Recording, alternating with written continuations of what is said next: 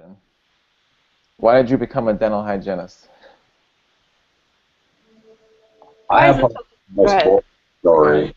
My story is the most boring, so I'd probably go first, and then you guys can have your really introspective whatever. So, I was doing retail and stuff at the time, and my brother and I had decided that we would go into practice together, and we were going to be specialists. I was going to be an oral surgeon, and he was going to be a perio specialist. And then we're going to have, and the thing is, like, we're not even that close. I don't really know why. I mean, we're pretty close, but we're not like best buds. But we thought that it'd be really great to be able to share all the, because we both came from retail, like we'll share all the expenses, all the overhead. We'll have the same front desk people, we'll have the same, all the imaging stuff, and we thought we were just geniuses. And he had a friend who, his dad was a periodontist, and he's like, hey, that sounds like a good idea. We talked to a couple other dentists. He said that sounds like a good idea. So we did our prereqs, and then we went to hygiene school. And by the time we finished hygiene school, the thing that we weren't really looking for, like we weren't any foresight in, was, hey, you just spent 4 years of your life becoming a hygienist when you could have spent 4 years of your life going on to a specialty program. By that time, I got married. I had 2 kids. He had a couple of kids, and then we were going to have another. We were going to have another couple of kids, and it turned out that we ended up. I don't want to say settling to be a hygienist, but that's where we stopped in our progression.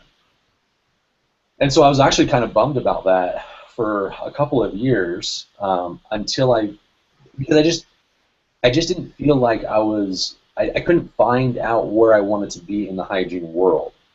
I didn't want to be one of those people that would just go scrape teeth, go home, you're good to go. I mean, I wanted to really help people. And I thought that being a oral surgeon, I could do all sorts of surgeries, reconstructive things, cleft palate stuff. And there's a whole world of stuff that I thought that, oh, now I'm going to be missing out on all of this stuff because I'm just a hygienist. But I started getting into, more like Hygiene Town. I started reading the journals and stuff like that a lot more, and actually opened up a whole new realm of things that I can do. So, while yes, it's it sounds like a really sad, pathetic story on my end. I'm not grateful to be a hygienist. I really am. But it actually took me a little bit of studying and searching for the things in hygiene that I wanted that I didn't know that were available. And so that's kind of why I became a hygienist. I'm more like by default. Daniel? Oh, well, I think some people know I used to be a pastry chef. I went to culinary school back in like 2002, um, and I did that for a good 6, 7 years. And I thought everything was okay being a pastry chef or a pastry cook until the economy dive hit in 2008, and I just kept getting laid off, one job after another. They would last 3, 4 months before the restaurant would either have to downsize or just shut down completely. And it wasn't a very glamorous lifestyle to begin with. I spent 14, 15, 16 hours a day in a hot kitchen, sweating with a whole other team of people being paid $10 an hour to feed rich people, and it was very unfulfilling. Um, my friend was going through dental school. He was in his he had just started when the dive hit, and he was like, you know what, you're looking for something to do. I know you want to stay working with your hands. Why don't you become a hygienist? It doesn't require that much of an investment compared to dental school like I'm going through. So I looked into it, did all my prereqs, and took a good 3.5, 4 years to finish. As wonderful as they say that it's a 2-year degree, Right. which is such a short-changing misconception. But yeah, and then that's how I got into it. But I mean, I don't see that as the real reason why I love hygiene. As far as like it being a better lifestyle and a better job, it is by far. But I've had so many more opportunities to do what I feel is really important for myself. I got lucky by getting a job in the clinic that I do soon after I graduated, and I work with the HIV/AIDS population. And one of the things that really makes me thankful for becoming a hygienist is that in the 80s, my grandparents both died of AIDS. And my aunt. And so this is kind of my way of like giving back, like working where I do. That's why I take all this. I've taken over 200 hours of continuing education just through the AIDS Education Training Center. I'm a part of the faculty now, and I get to do so much, which just gives back to the community, which helps me give back to my grandparents. So that's why, like, I don't know. I just feel like hygiene has really like opened up my world and become like what I was meant to do. Trish? Well, how do you follow that? That's why I want Oh to my God. Okay. Go ahead. Oh, here we go again. Back, my story is not anything glamorous or anything like that. It was basically, I always knew, even from like 4th grade, that I wanted to be in medicine. I wanted to be a veterinarian and take care of dogs, but dogs couldn't talk back, and so I thought, well, you know what? Let's focus this on humans. And so I was pre-med for a couple of years. I had a friend of mine who was already in dentistry who said, oh, you could be a hygienist and just do that in 4 years and have a degree, instead of a pre-med degree that you can't, are going to be going and working at McDonald's with. And so I looked into the curriculum and said, oh, yeah, I'm almost there. So I just switched careers midstream. And just kind of started into a focus on dental hygiene, thinking that it was only what I had experienced as a patient, which was, what kids experience, just the normal stuff. I had a great dentist office that I went to it made it a very positive experience for me. So the first time I saw blood, I just about died. I'm like, what do you mean people bleed? And when they go get their teeth cleaned, it really threw me for a loop.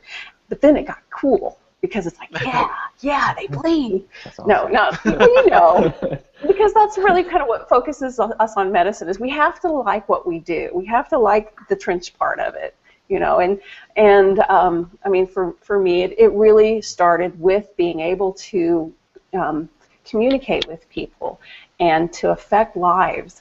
And, now that I'm a hygienist, why would I go back to school and be something else when I am on the front lines doing, the prevention? It may be very specialized, but it's still making a difference in people's lives.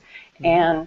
And I've been doing it for over 20 years and don't see any signs of it slowing down. It's just been an amazing career, just for professional growth and also, just personal, just knowing I make a difference in people's lives. Very nice.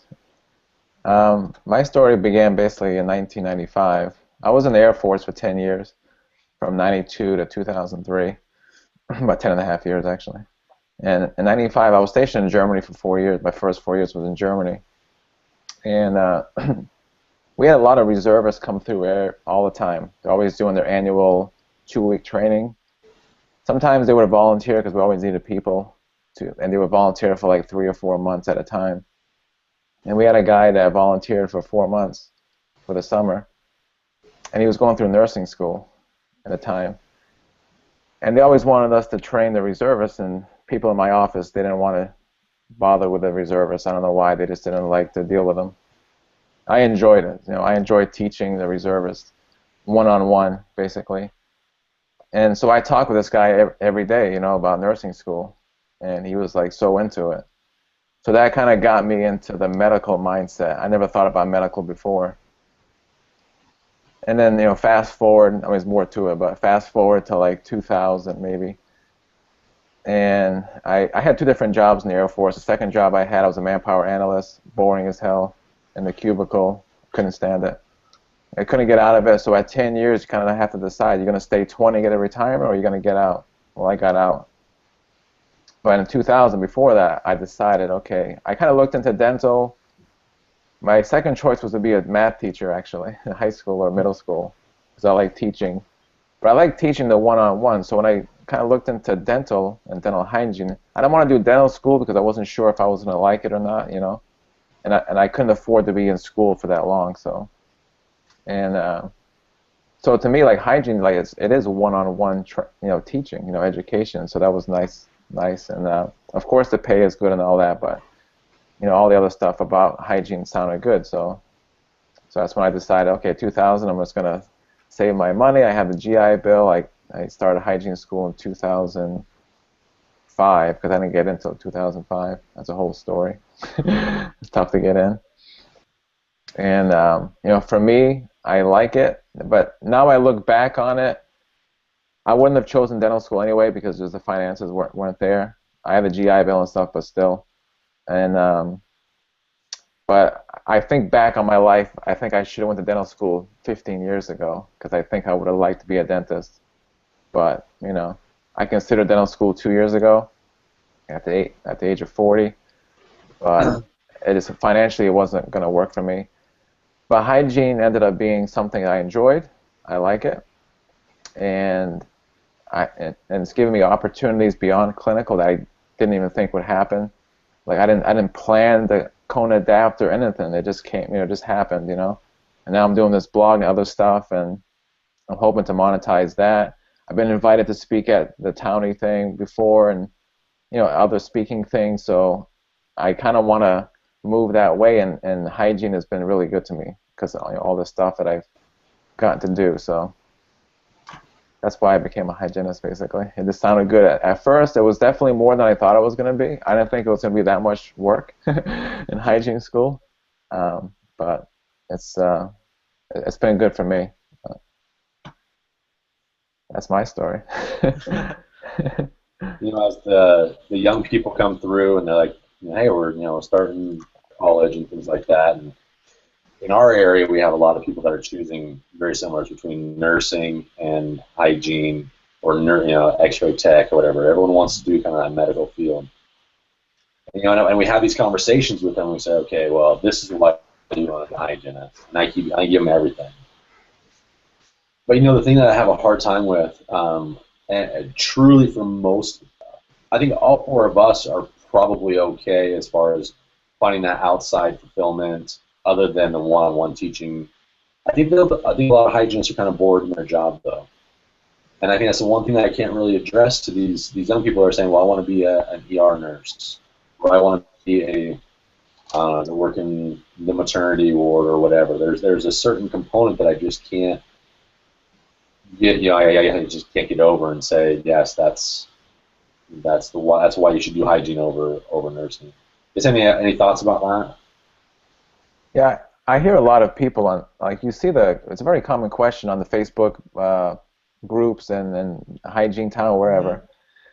People, especially now with the economy, how it's been since 2008, basically, people having trouble finding, at least 32 hours a week of hygiene. And so many people say, I want to go to nursing school or something, or they're asking about opportunities outside hygiene, clinical hygiene. And to me, I think a lot of them are just looking for the money. They just see nursing as, it's a guaranteed job. I know in my hygiene school, we had a lot of people that were there for the money, basically, because that was 2005 and 2007. I went to hygiene school, and it was pretty easy to find a job at that time. And that kind of bothers me a little bit to see people that are in it for the money, because they end up being those hygienists that are just basically scrape teeth and go home, and they're not very, right? You know what I'm saying? Yeah. Yeah. They're really good on commission, though. Yeah, exactly. Yeah. So when people ask about those opportunities outside the clinic, I've posted many times, it's most things outside clinic is just not, it's not things that are actual jobs. I saw when you commented, Yeah. They're not advertising, they're not advertising somebody to test instruments for a company or something. You know what I'm saying? Nobody's advertising for a consultant. If you want to be a consultant, you have to make it happen. I don't know how to do it because I'm not a consultant, but I'm just saying. There's no Craigslist posting for that.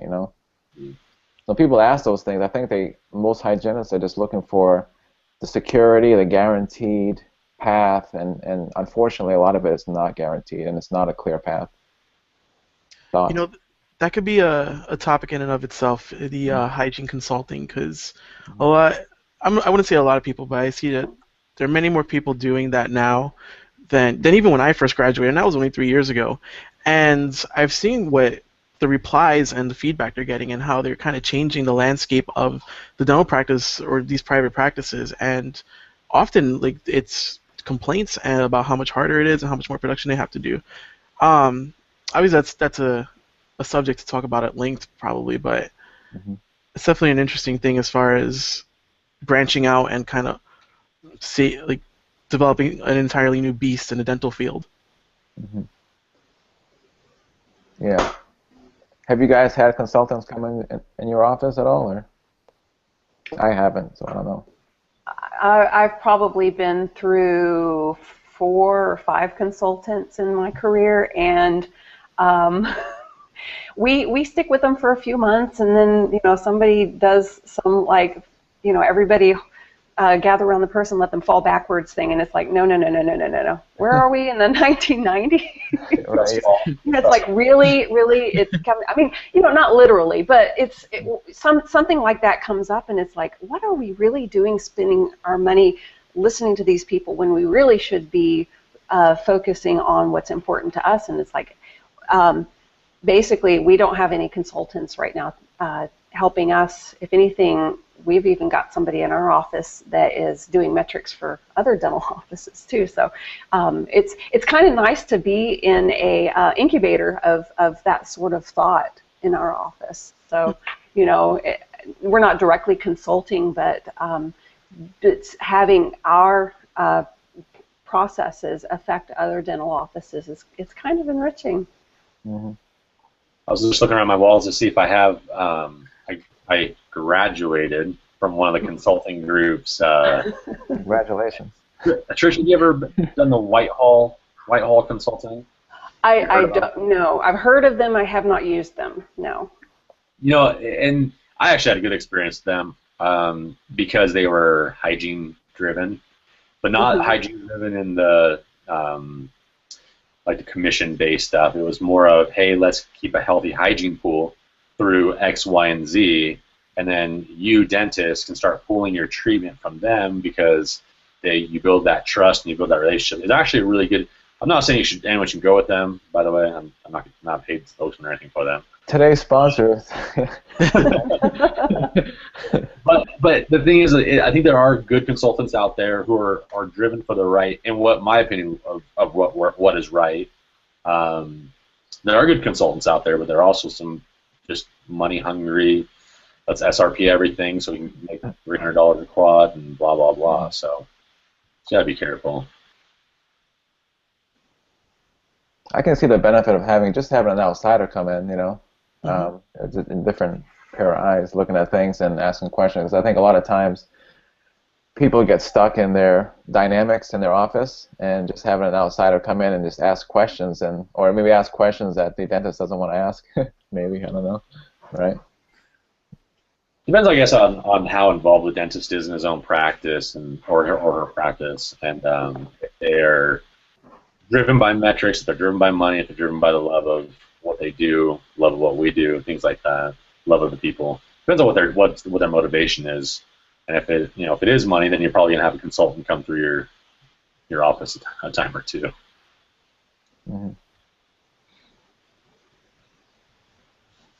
Can you guys talk a little bit about some of the things that you guys do outside clinical hygiene?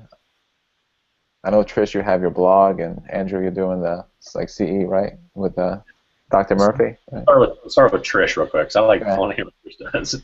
Oh, well, it kind of has the blog started as a platform to be able to basically host our own advertising, and said, oh, well, we need content here. Trish, you write it. And so I did, but it started kind of taking a life of its own, and I said, you know what, I really have a passion for communicating outside of, the one-on-one with patients, and said, you know what, let's talk to the greater dental community about things that nobody else really touches on. And as mundane as it is, sometimes it's like, you know what, having a little bit of just a different perspective than is kind of nice to have, and it's nice to just vomit all over the internet sometimes, and see what happens. That's kind of what it feels like sometimes. It's like, yeah, this is what's in me here. Let's just put it out there. But it's been, and we got quite a bit of movement going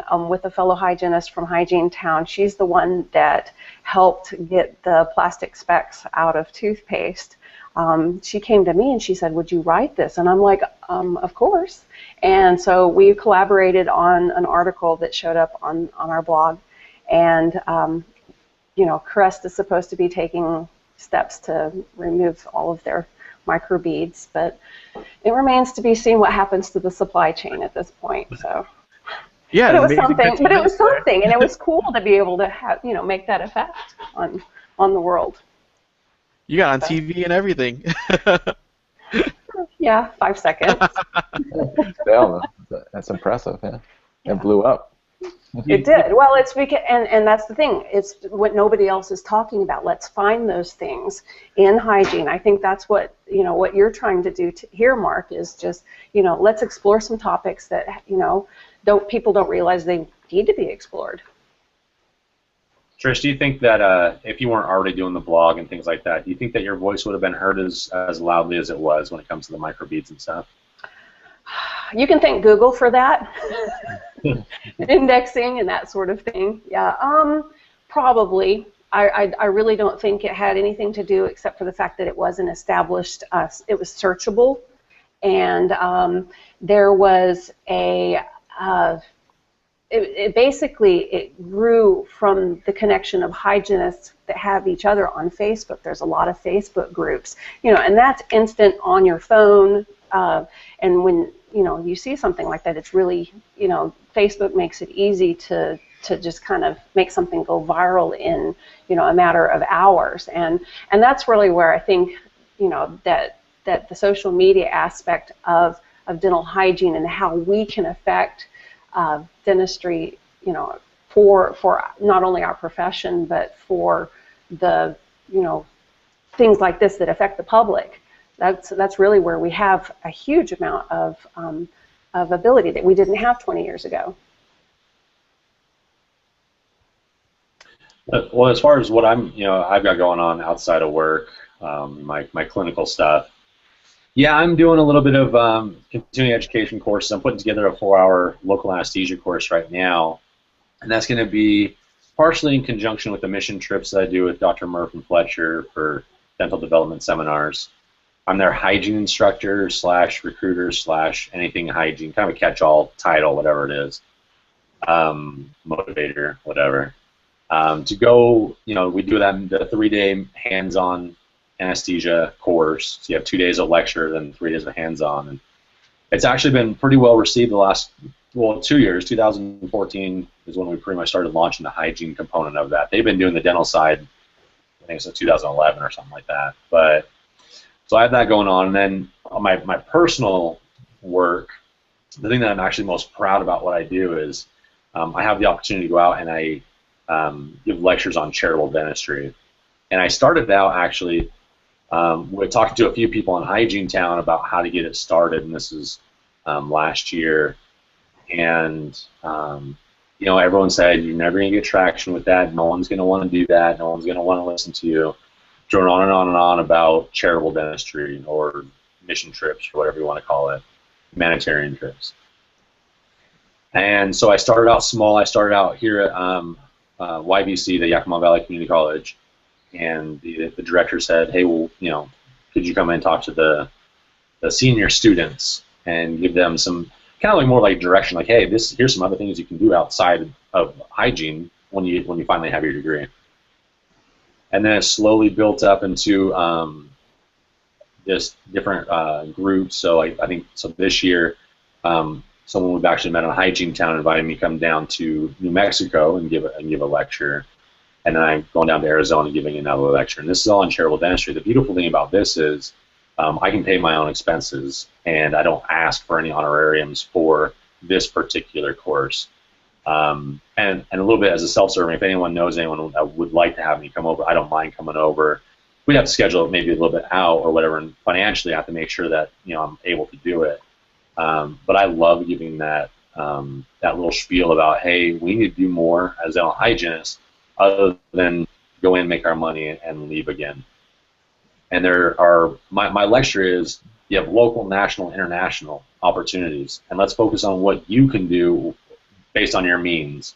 And so I have a lot of ideas, and we have very simple things from just your local sealant days to international trips. Like I know Daniel and I have both been with Somos Amigos and gone down there. So those types of trips. So of course, Somos has a big part of in my lecture as well, because I had a great experience and it wasn't very expensive at all. And so and then consulting, I was over in Idaho and I did a good type of consulting, I hope. Where again it was free. It was, hey Andrew, our office wants to do a mission trip together. What can you do some research and kind of help us figure out what we want? So I went over on their lunch break one time, and it's only about 4 hours away, so it was no big deal.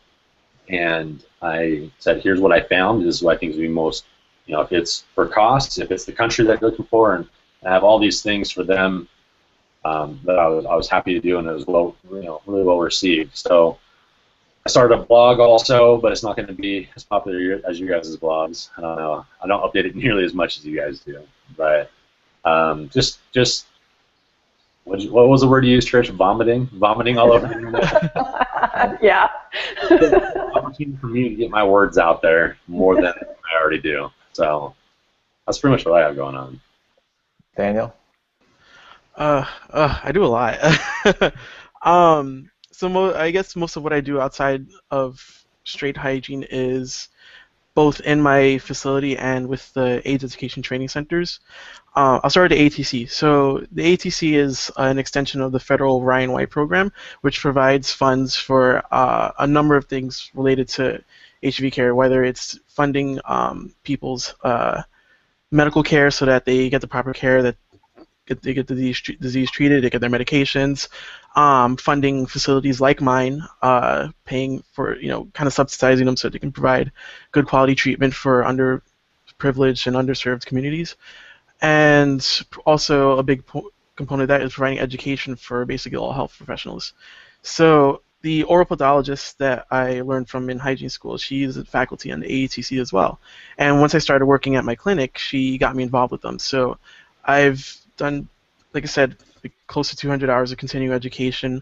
And now I'm developing a program at my clinic to teach dentists and hygienists the ins and outs from start to finish about treating HIV positive patients in the clinic, like along with side patients.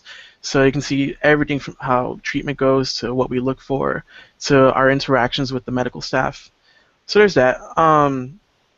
And within the facility, I do quite a bit too. I teach alongside the HIV 101 classes for basically newly diagnosed patients who are just wondering, what is this disease I have? What am I doing? Where does my life go from now? I tag along with a nurse, and she teaches everything that they basically need to know about starting their lives over with this, and which is not that impactful now as it was 20 years ago, but still. And then I do a dental segment at the end of it. I teach them about oral health. I teach them everything, like how we can see manifestations in their mouth, what kind of things they have to look out for, what are they susceptible to now that they're HIV positive, and if their immune system starts to falter. I do interdepartment education for the medical doctors and the nurses. I teach them about the oral systemic connection, how they can educate their patients on prevention, and when to call us down in the dental department to come up and take a look at something because they find something suspicious. And I'm also working to develop a mobile truck service because we have a truck that does teen outreach for free. They go out to different high schools and just give like medical screenings and whatnot. So I'm working on developing a dental screening program for that and a whole bunch of other stuff.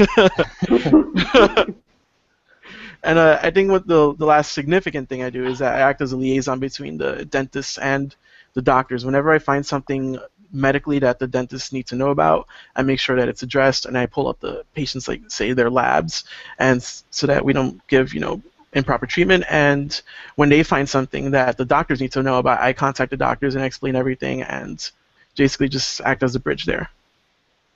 Do you blog at all, Daniel? You should if you don't. I got a website. It's hygienist.nyc.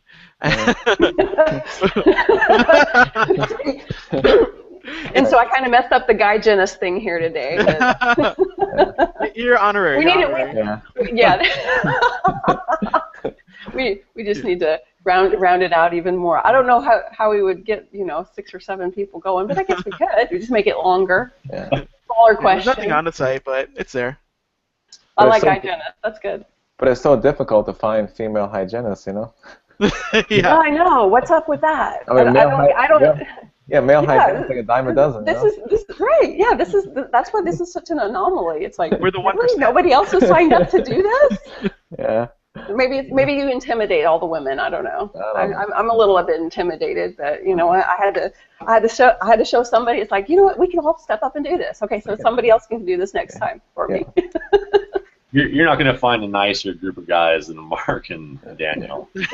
So I'm sorry, you guys aren't that intimidating. Sorry. No, I don't think so. I'm a very No, nice. this has been good. It's been real good. The people on the boards don't seem to think I'm very nice. Yeah. Straightforward on the boards. That's what it is. I'm a little spicy. I don't. That's fine. Hey, Daniel, I got a question though about the trainings and stuff that you give out. Is there something like, okay, if I wanted to come and learn from you, is there an opportunity for me to go do that as a hygienist? I mean, once it's set up, yeah, you can certainly fly over to New York City, but there are regional AATCs, so the best thing you could do would be look up your regional one and see what the resources are. Everything that you learn through the everything is free, completely free. So that 200 hours of CE I got was all free, and it's continuing medical education. It's very legit. Like every single association accepts it, and yeah, like all the resources are available just through the regional one. They set up like conferences and whatnot, and there's a lot of opportunity. Do you guys have? Go ahead, Andrew. I was just say I think that's just a really good resource, and yeah, one of the threads that kind of resurfaced again. I think it resurfaced on the Hygiene Town boards was about re-sterilizing something right that it drove me freaking crazy, and just the ignorance of everything. So I mean, if we have this resource that's even regional, that's even better. Yeah, it's throughout the country. Good deal. Do you guys have any plans of? Do you guys all work full time? Mm-hmm. By the way, you guys work do. full time, Trish? Yeah. Mm-hmm. Do you guys have any plans of going part time and doing the stuff outside clinical as your primary source of income at any time? Or, I mean, do you guys see yourself doing that or no? I don't know if really- I can. Yeah. For me, it just really depends on the way the wind blows. So I've got one kid exiting high school, one kid entering high school. So I don't anticipate not being full time for all of that college education expenditure. But yeah, and I enjoy what I do, and my body's still holding out. So I don't know why I would quit. Because you wear loops. That didn't sound like a dig.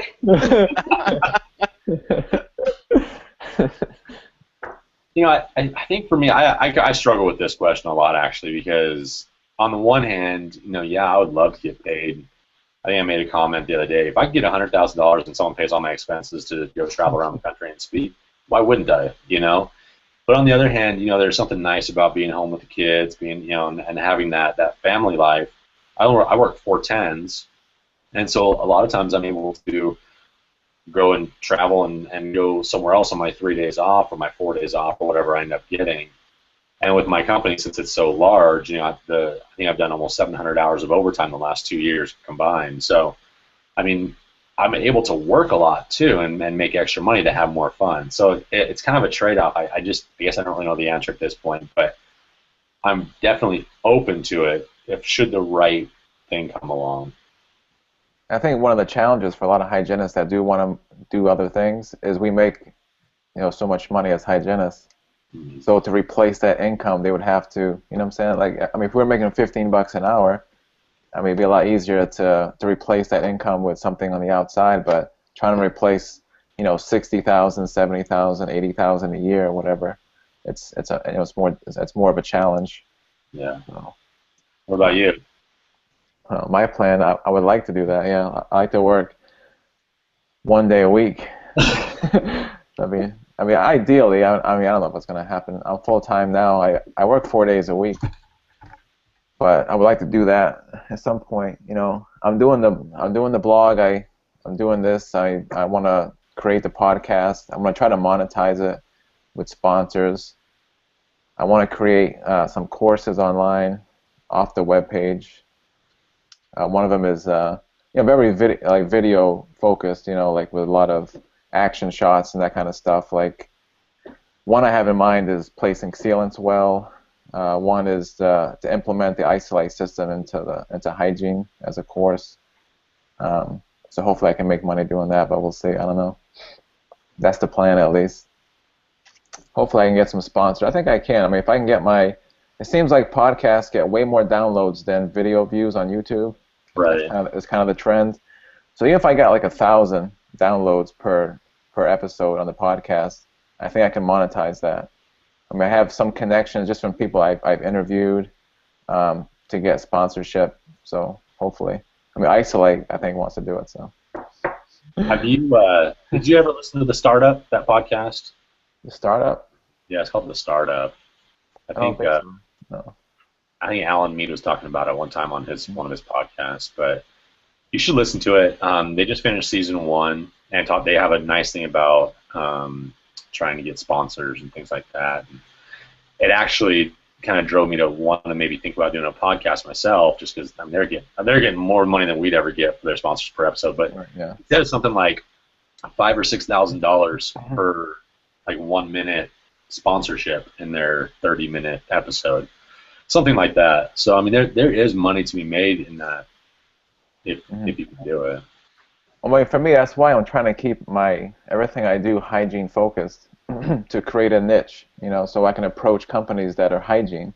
Like the 3 companies, Isolate, obviously, I have a very great connection with them now. Parkel, because I use their products a lot.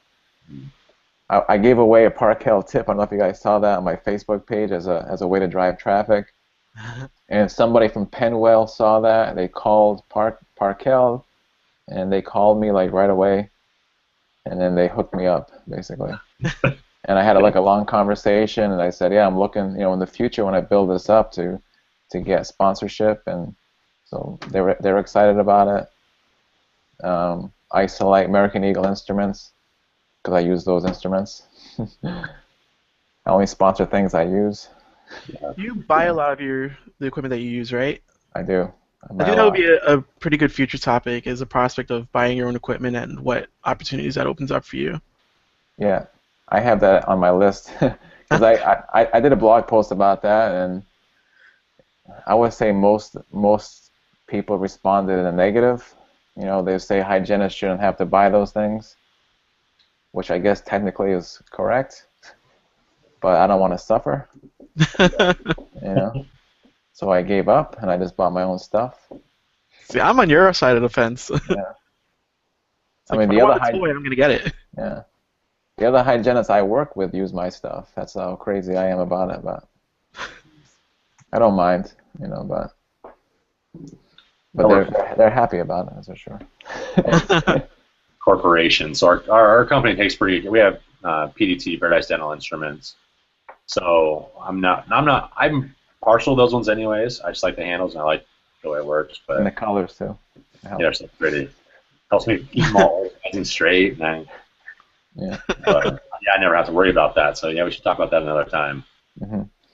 Well, I was talking to Andrew about, because my initial thought about doing these roundtables, the podcast is going to be mostly these roundtables. I'll probably do a couple of solo podcasts on my own, just like telling my story of the cone adapter and things like that, and me failing boards, which that's a whole story, you know. I think I read about that the other day. That was very frustrating.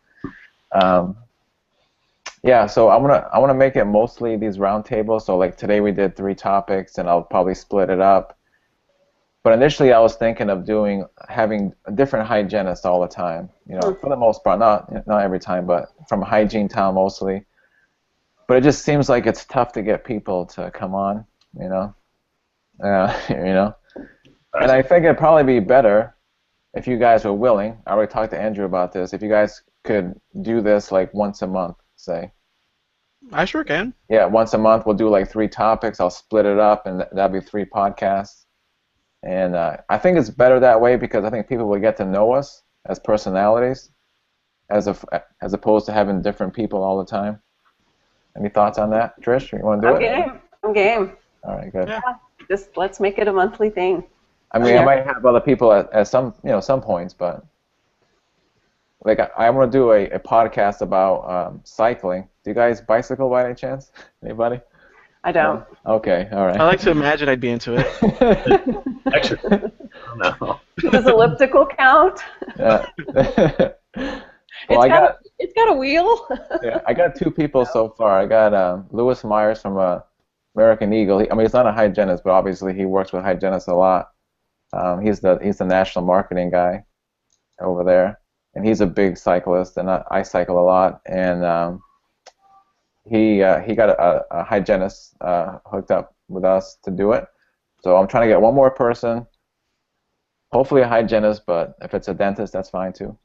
Just basically talk about cycling and how working out helps, that kind of stuff. But focus on cycling. Seems like I just saw something on the Dental Town threads about cycling That recently. was me probably. You started it. Yeah, I posted something to get people. I got one dentist. He PM'd me about it. Okay. So I'm just waiting for his response. So if he's the only one, I'll probably have him on, and then we'll have like a nice round, hygienist, dentist, somebody in the business side of things. Just talk about dentistry and how it helps our profession, how it helps your life. I mean, I love cycling. I've been cycling since '93, so yeah, I like it a lot. Nice. He's pretty extreme about it, though. Lewis Myers, he rides quite a bit. Yeah. All right. So I think I'll stop there.